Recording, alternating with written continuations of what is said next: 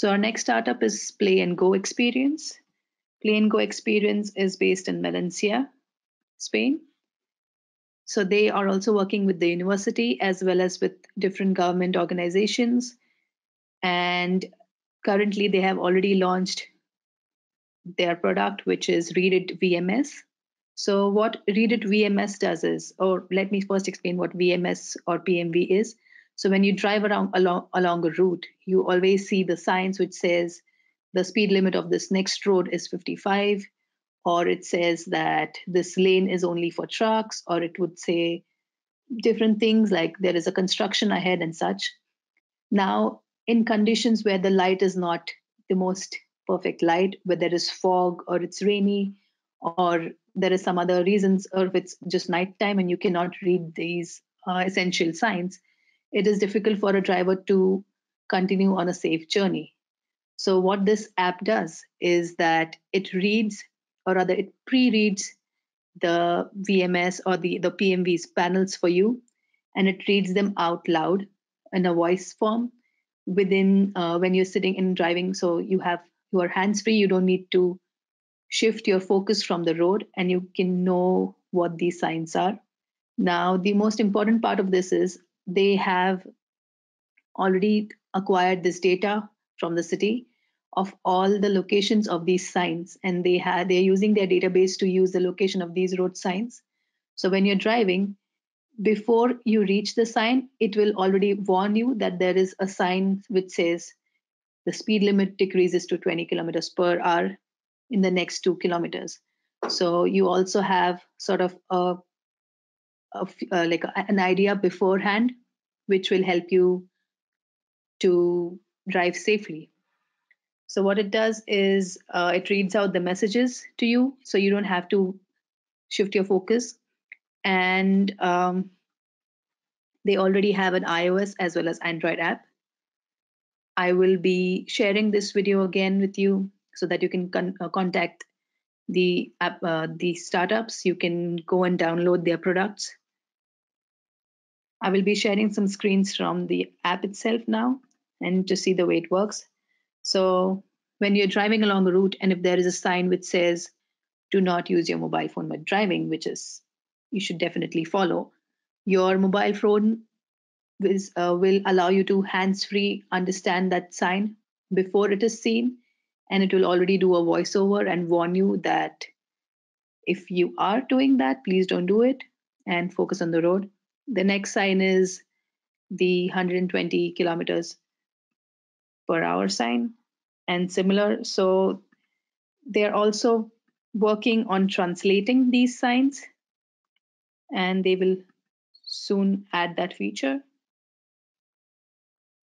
So the one API that they are using is the routing API, which tells you how to go from point A to point B when you are driving along a route. And then you also have the locations of these panels saved in their database, which they can access. So it can be done with two ways. Either you can use the isoline routing, which shows you points of interest within a certain time or within certain kilometers along your route, or you can also use the matrix routing. And with this, you can select all the signs that you will be going through in the next 2 kilometers or 3 kilometers, and it will give you this information by using that routing. I will be sharing the code for basic routing with you now. So the way a routing works is, normally you have a start point, you have an end point, and you say that what mode of transportation you wish to go.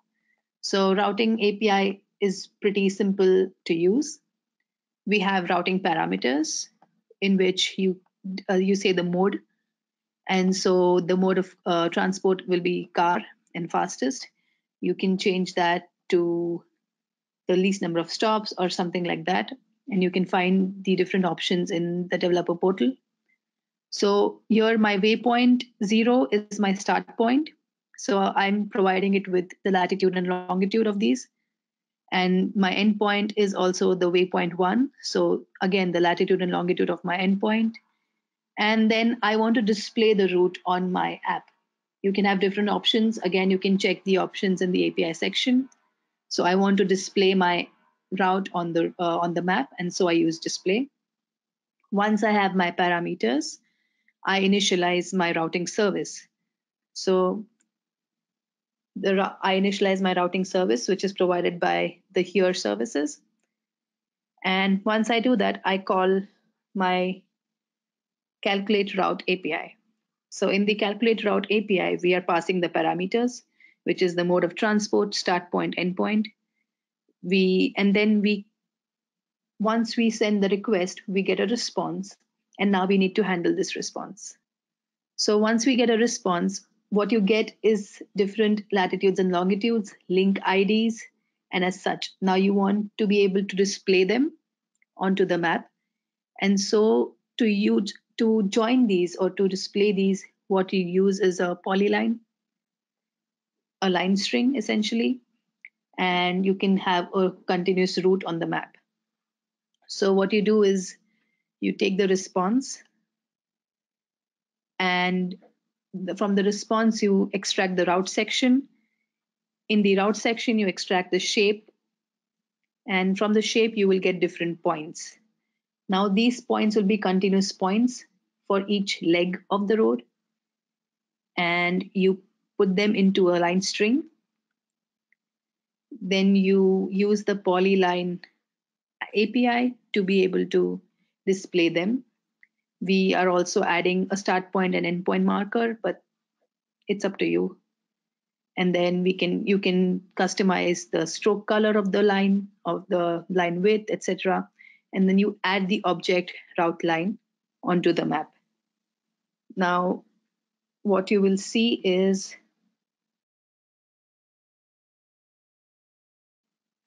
Hi, Shruti. While you're pulling up the right screens here, we have a question if you can use the routing also for multimodal or for transit. So yes, definitely. We have different API endpoints for multimodal routing as well as public transit. So in this, I said car, and this was basic routing for cars and trucks and bicycles and such, and pedestrian as well. And then if you want to have transit as well, we have the different API for transit routing. And then if you want to combine a routing by car as well as transit, we have the intermodal API. And you can definitely use this to have like a multiple intermodal routing for your users.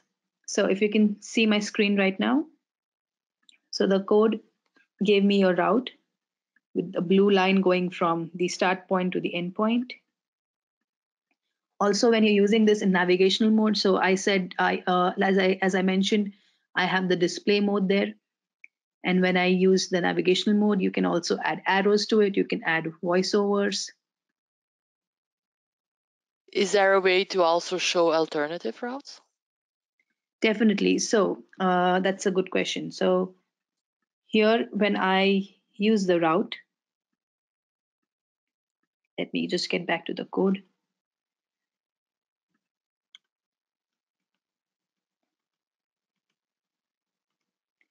So when I'm using the route here, route is equal to result.response.route of 0.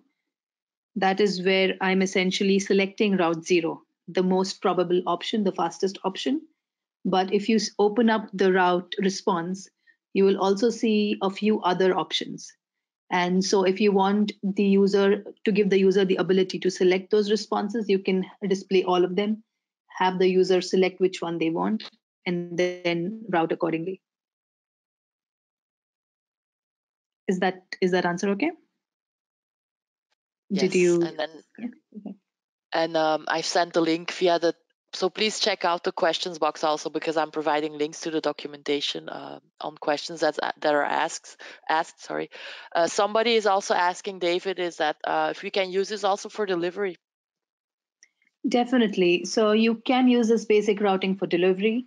At the same time, we have a completely special API sort of package called the Fleet Telematics API, and they are perfectly made for fleet telematics and delivery options.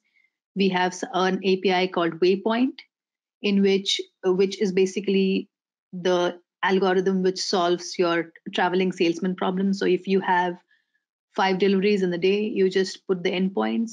The API will give you the best possible route and the best possible sequence to deliver those goods. So yes, you can definitely use those APIs as well as this basic routing if you have just one place to go. Also, what you might find interesting is here when I say I want the mode to be car, you can also try pedestrian. It will give you the pedestrian routes. You can try bicycle, you can try truck routing.